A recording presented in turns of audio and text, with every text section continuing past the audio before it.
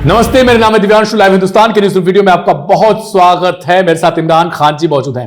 नमस्कार। इस वक्त आपको टेलीविजन स्क्रीन पर हम कुछ ब्रेकिंग खबर दिखा रहे हैं और वो सबसे बड़ी खबर है क्योंकि प्रेसिडेंट ट्रंप जो है वो इस वक्त उन्होंने कुछ समय पहले ही अपने मिलिट्री ऑफिसर्स के साथ बैठक की है। उसमें उन्होंने एक खबर के बारे में पूछा कि क्या आप तैयार हैं या नहीं तैयार हैं। इसके विषय में एक खबर आई है सीबीएस न्यूज के हवाले से, जिसमें साफ तौर पर बताया गया है कि मिलिट्री ऑफिसर्स की तरफ से ट्रंप को जानकारी दी गई है कि सेना जो है वह मुस्तैद हो चुकी है। सैटरडे से पहले पहले स्ट्राइक करने के लिए वो बखूबी तैयार है अगर आप आदेश दें तो। इमरान जी, बड़ा सवाल यह है क्योंकि जिस तरीके से ईरान की तरफ भी गुटबंदी दिखाई दे रही है, उस खबर पर भी हम आएंगे, तो क्या स्ट्राइक इसी हफ्ते? बिल्कुल, देखिए मिडिल ईस्ट में दिव्यांशु रमजान इस साल पीसफुल नहीं होने जा रहा है।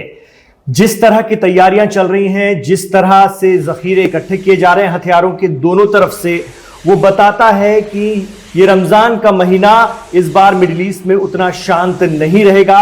आपने जो बात कही है उसको मैं थोड़ा सा और बढ़ा देता हूं। देखिए, अमेरिकन मिलिट्री ने जो खबरें आ रही हैं, प्रेसिडेंट ट्रंप के सामने दो विकल्प रखे हैं। एक तो ये है कि ईरान में जो पॉलिटिकल लीडरशिप है और जो आर्मी की, जो वहां की सेना का नेतृत्व है, उसको निशाना बनाया जाए। वो एक तरह की टारगेट किलिंग हो सकती है। दूसरा ये है, दूसरे वाले विकल्प पर गौर कीजिएगा कि ईरान पर एयर स्ट्राइक करते हुए उसकी जो मिसाइल फैसिलिटी है उसको तबाह कर दिया जाए। ये मिसाइल फैसिलिटी ही सबसे बड़ा थ्रेट है। किसके लिए? अमेरिका के लिए नहीं। अमेरिका के लिए तो है ही जाहिर तौर पर।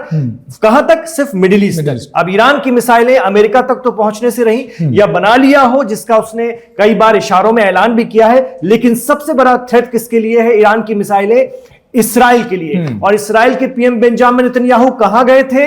अमेरिका गए थे। बंद कमरे में प्रेसिडेंट ट्रंप से क्या बात की? यही बात की कि तुम्हारी बातें, तुम्हारी सारी चीजें वो एक तरफ, इनका मिसाइल प्रोग्राम रोको, ये हमारे लिए सबसे बड़ा खतरा है और नहीं रोक सकते तो तबाह कर दो। तो अब वही विकल्प प्रेसिडेंट ट्रंप के सामने आए हैं वहां की मिलिट्री की तरफ से। बताइए क्या करना है। इस बीच एक और चीज हम आपको दिखाएंगे जिसमें साफ तौर पर दिखाई देता है कि जो अमेरिकी बेसेस हैं उनको हाई अलर्ट पर रख दिया गया है क्योंकि ईरान की तरफ से इन्हें संभावित हमले की उम्मीद लग रही है। क्या वास्तविकता यही है कि ईरान पहले ही अटैक कर सकता है? देखिए, जब ईरानी मिसाइलें चलेंगी तो जवाब यहां से आएंगे या रोकी यहां से जाएंगी। ये वो जगह है जिनके लिए मिडिल ईस्ट मामलों के एक्सपर्ट, असर टाइम्स के हेड और खासतौर से ईरान मामलों के जानकार शौकत भारती, बकौल शौकत भारती बता रहा हूं कि गद्दारी अगर कहीं से होगी तो इधर से होगी। ये उनके शब्द हैं। वो ऐसा है, ये जो आप तस्वीर देख रहे हैं इसको हम और बड़ी स्क्रीन पर भी आपको दिखाएंगे। ये कतर का अल उदैद एयरबेस है, यूएई का अल धाफरा एयरबेस है, बहरीन का जो यूएस नेवी का 5th फ्लीट जहां पर तैनात है वो एयरबेस है बहरीन का। इसके अलावा कुवैत का अली अल सलाम एयरबेस। इसके अलावा इराक के 2 एयरबेस हैं, अल असद एयरबेस और इराक का हरीर एयरबेस। ये वो पूरा इलाका है जहां पर अमेरिका ने ईरान की मिसाइलों को रोकने का साजो सामान भरपूर तरीके से इकट्ठा कर लिया। 2 तरह का साजो सामान है। एक तो मिसाइलें जब उड़ेंगी, जब चलेंगी तो उन्हें रोका जाएगा ढूंढ ढूंढ कर, और एक ये है कि यहीं से फाइटर जेट उड़ेंगे जो ईरान की मिसाइल इंडस्ट्री जो है, जो उनके सेंटर्स हैं जहां पर उनका निर्माण हो रहा है, जहां पर वो तैयार की जा रही है, उन्हें ही ध्वस्त। क्योंकि अमेरिका पिछले बार यानी 12 दिनों की जंग के दौरान ये दावा कर चुका है भाई न्यूक्लियर फैसिलिटीज हमने खत्म कर दी है। ठीक है, अब बात आप न्यूक्लियर पर करो, चाहे उसके लिए शर्तें रखो, अब वो मुद्दा नहीं है। वो तो टाइम खींचने का मुद्दा है। असली मुद्दा है, असली थ्रेट है, असली खतरा है ईरान का मिसाइल पावर, जिसे रोकने के लिए इस्राएल ने अमेरिका से कहा है कि भैया उसको रोको वरना ये हमें तबाह कर देंगे। क्योंकि वो है वो बड़ी ताकत जो इस बार दिखाई देगी। और ये सारा इंतजाम जो है मिडिल ईस्ट में उसी के लिए किया गया है। अरब ममालिक चुप है, वो भले ही जबान से कुछ भी कहें कि हम अपनी जमीनें नहीं दे रहे हैं, तो हम लॉन्च नहीं होने देंगे, तो हम वहां से अमेरिकन एयरक्राफ्ट उड़ने नहीं देंगे, एयर फाइटर प्लेन उड़ने नहीं देंगे, लेकिन ये सारी तैयारियां यहीं हो रही हैं। और कहां हो रही हैं बताइए? बिल्कुल ठीक है, वीडियो को स्किप मत करिएगा क्योंकि चर्चा में बहुत कुछ खास आगे मिसाइल प्रोग्राम को लेकर ही होगा कि उन 12 दिनों में ऐसा क्या हुआ था, क्या वजहें हैं जिनकी वजह से अमेरिका और इस्राइल परेशान है। फिलहाल हम आपको दिखा दें कि रूस की तरफ से उनका स्टॉकी 545 वो जो है वो पहुंच चुका है ईरान में, जिसका भरपूर स्वागत किया गया है। ये वो तस्वीरें हैं जो आपकी स्क्रीन पर आपको दिखाई दे रही हैं। ये वही वॉरशिप है रूस की तरफ से, जिसके आने की उम्मीद के बाद दूसरा जंगी बेड़ा अमेरिका का पहुंच चुका था, ऐसी खबरें चल रही थी। इमरान जी, कितना खास ये हो जाता है कि जब ऑलरेडी युद्ध की तैयारियां दोनों देशों में चल रही, उसमें रूस एंट्री मार जाए। रूस एंट्री मार चुका है और तस्वीरें दिखाएंगे। ये रूस का वही जहाज है, एक तरह का जंगी बेड़ा ही है, छोटा है, लेकिन ये पहुंच चुका है ईरान। इसके अलावा इसका भरपूर खैर मकदम हुआ, स्वागत हुआ, इस्तकबाल हुआ। वो तस्वीर भी हम आपको दिखाते हैं। दोनों देशों के अधिकारी मिल रहे हैं और तस्वीरें खिंचा रहे हैं, दुनिया को पैगाम दे रहे हैं। और बैकग्राउंड में ये वही जहाज खड़ा हुआ है साजो सामान के साथ। ये वॉर नेवल प्रैक्टिस होने जा रही है, ये उसकी तैयारी। और सीधे तौर पर ये इशारा है कि भाई हम मौजूद हैं, हम आ गए हैं, आप भी बेफिक्र हो जाइए। और उन दुश्मनों को, जो ईरान के दुश्मन है, उन्हें भी संदेश है कि भाई देख लो, तौल लो, अगर जंग होगी तो बराबरी की होगी, कोई किसी से कमजोर पड़ने वाला नहीं है। इसके अलावा एक और जानकारी सुन लीजिए, वो आज की है, हमारे दर्शकों को जानना भी जरूरी है कि ईरान ने, बहुत सारी जो ईरानी वेबसाइट्स हैं वो ये दावा कर रही हैं कि ईरान ने आज सेंट्रल ईरान से गल्फ ऑफ ओमान तक का सारा एयर स्पेस बंद किया है आज के लिए। जी, क्योंकि उसे लॉन्ग रेंज, फिर मैं उसी बात पर आ रहा हूं, मिसाइल से हम नहीं हट रहे हैं, बात मिसाइल पे हो रही है आज, क्योंकि उसे long range anti ship ballistic missile का टेस्ट करना है। ये देखिए अंतिम वक्त में वो क्यों टेस्ट करने जा रहा है। वो सारा जो है कि अपने आप को चाक चौबंद करने की योजना है, और हो सकता है कोई ऐसी मिसाइल का ये आखिरी में टेस्ट करने जा रहा है जो बहुत बड़ी तबाही लेकर आ जाए, बहुत बड़ा नुकसान कर जाए उनके दुश्मनों का। इसलिए इसके लिए आज वो पूरा एयर स्पेस बंद किया गया है। तो आप सोचिए, इतना लंबा एयर स्पेस बंद किया गया है, तो इसका मतलब वो मिसाइल भी तो दमदार होगी। दिव्यांशु, बिल्कुल। अमेरिका का जो युद्धपोत ईरान की तरफ बढ़ा था, उसी को लेकर खामेनेई की तरफ से एक बयान भी सामने आया था। वही एंटीशिप बैलिस्टिक मिसाइल इस वक्त टेस्ट किया जा रहा है। अगली तस्वीर देखिए किस तरीके से ईरान जो है वो अपने आप को प्रेजेंट कर रहा है। वहां पे बहुत सारे आरोप लगाए जाते हैं कि महिलाओं के साथ क्या कुछ होता है, लेकिन एक बच्ची आपको दिखाई दे रही है पीछे, वही वॉरशिप आपको नजर आ रहा है। आगे अब हम बढ़ेंगे, अब सीधे चलते हैं कि आखिरकार क्या कुछ हुआ था जब 2025 का संघर्ष हुआ था। इससे पीछे भी हम आपको लेकर चलेंगे, जो तमाम इस्राएल की चिंता, इन सब चीजों पर हम आएंगे। लेकिन मिसाइल स्टॉकपाइल हो, वहां पर कितनी तादाद में वहां बनती हैं मिसाइलें, कितनी तादाद में अभी उपस्थित हैं, वो सब कुछ आएंगे। ईरान के पास कौन कौन सी मिसाइलें हैं 1000 से 3000 किलोमीटर में के दायरे में, वो भी आपको दिखाएंगे। इससे इतर हम आपको यह भी दिखाएंगे कि आखिर इसके अलावा कौन कौन सी मिसाइलें और कैसे शुरुआत और विकास ईरान की मिसाइल प्रोग्राम का हुआ था। तो जल्दी जल्दी में मैं सबसे पहले बता देता हूं आपको कि आखिर जो ईरान का रणनीतिक उद्देश्य है वो आखिर है क्या। तो समझिए आप, रक्षा और प्रतिरोध को जो उसकी नीति जो है वही उसकी का मुख्य आधार है ईरान का, यानी अपने आप को रक्षात्मक तरीके से प्रेजेंट करना।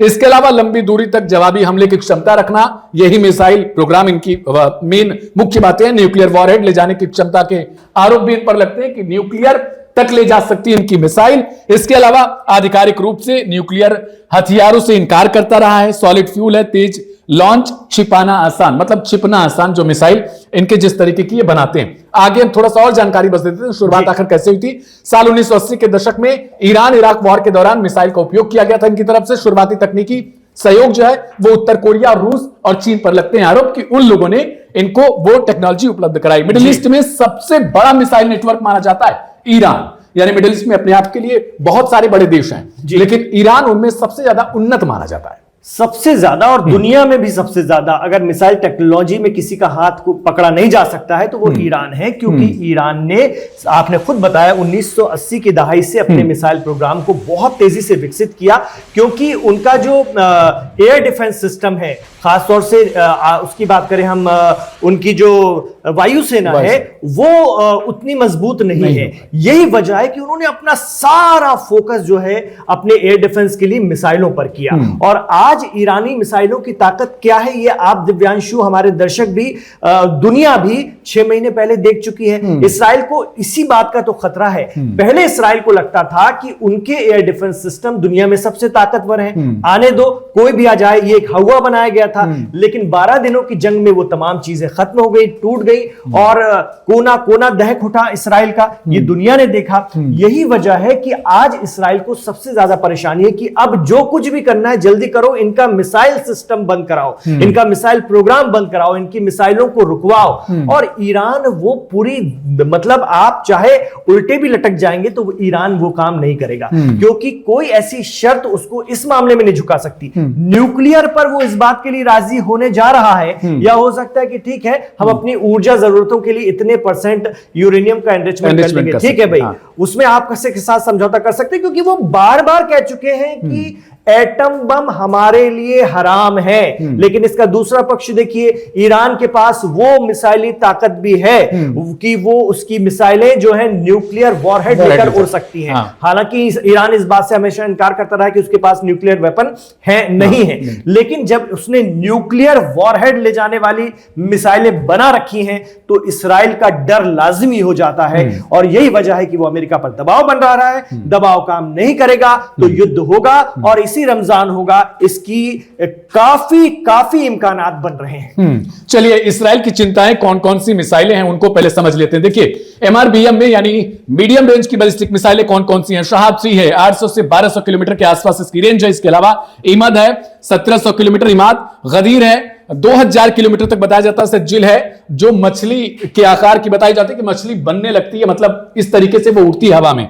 2000 किलोमीटर रेंज बताई जाती है। खुर्रम शहर है 2 से 4000 तक की रेंज है। हालांकि ईरान बहुत सारी चीजें उस पर आरोप लगता है कि वो छिपाता है, जो क्लेम किया गया है वो रेंज है। इसके अलावा अगली मिसाइलें थोड़ी बहुत हम आपको और दिखा देते हैं। अब देखिए, पहले हम समझ लेते हैं मिसाइल स्टॉक पाइल, यानी कितना अनुमान लगाया गया। कुल अनुमान है 2000 से 3000 मिसाइलें जी। इसके अलावा 2000 हैवी मध्यम दूरी वाली मिसाइलें बताई जाती है ईरान के पास। युद्ध से पहले 2500 से 3000 का अनुमान था। युद्ध में 550 दागने का दावा, 550 मिसाइल इसराइल और ईरान का वॉर जब हुआ था 12 दिन का, साल 2025 में, यह उसके आधार पर है। इसराइल द्वारा 1000 नष्ट करने का दावा किया गया था।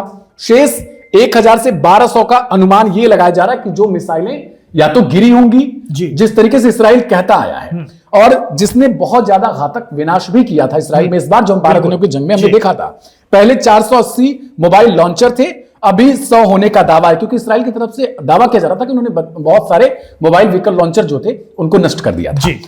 अब देखिए, 10 से ज्यादा प्रकार की मिसाइल सिस्टम है, 6 से 8 लिक्विड फ्यूल, 12 सॉलिड फ्यूल में वेरिएंट जो अलग अलग बताए जाते हैं कि किस तरीके की इनके पास मिसाइल प्रोग्राम्स है। अब एक बार देख लेते हैं कि इसराइल की चिंताएं क्या क्या है उन 12 दिनों के जंग के आधार पर। देखिए, इसराइल की चिंता में सबसे ज्यादा बड़ी बात यह है, इनके लिए लंबी दूरी की मिसाइलें सुरक्षा के लिए खतरा है इनके लिए। इसराइल यही समझता है। न्यूक्लियर क्षमता को लेकर आशंका है। वॉरहेड, जैसा इमरान जी ने भी बताया, कि कहता है ईरान के पास, हालांकि वो बनाना नहीं चाहता, लेकिन उस पर आरोप ये भी लगते हैं कि उनके जितनी मिसाइल हैं उनमें कुछ ऐसी मिसाइल हैं जो न्यूक्लियर वॉरहेड ले जा सकती हैं। रेंज 300 किलोमीटर तक सीमित रखने की मांग नेतन्याहू की तरफ से किया जा रहा है, लेकिन ईरान क्या मानेगा, वो अपने आप में बहुत बड़ी चीज है। न्यूक्लियर डील में शामिल होने की कोशिश कर रहा है इसराइल। 2025 में जो संघर्ष हुआ था उसमें एयर डिफेंस और मिसाइल साइट्स पर हमले, अमेरिका से समर्थन की मांग, ये सब कुछ जो है वो इसराइल की तरफ से उनकी चिंताएं हैं।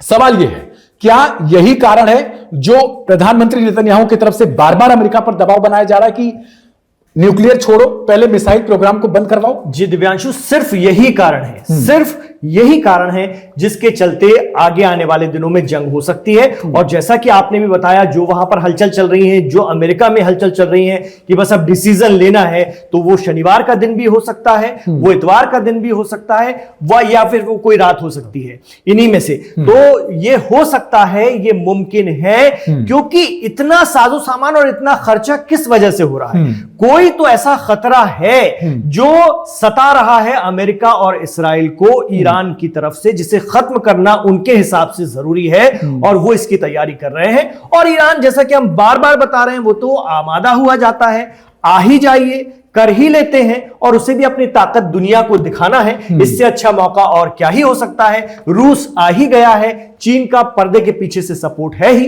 तो ये भीषण जंग हो सकती है, और ये ऐसी जंग होगी जिसका रोकना फिर अमेरिका और इसराइल के हाथ में नहीं होगा। वो सिर्फ ईरान ही तय करेगा कि कब रुकेगी, क्योंकि ये जंग उलझाने वाली होगी, और सारी रणनीति वही है, एक बार इनको मैदान में लाके उलझा दो, और ऐसा उलझाओ कि इसके बाद ये याद रखें कि हमने अरब पाला किससे पड़ा था।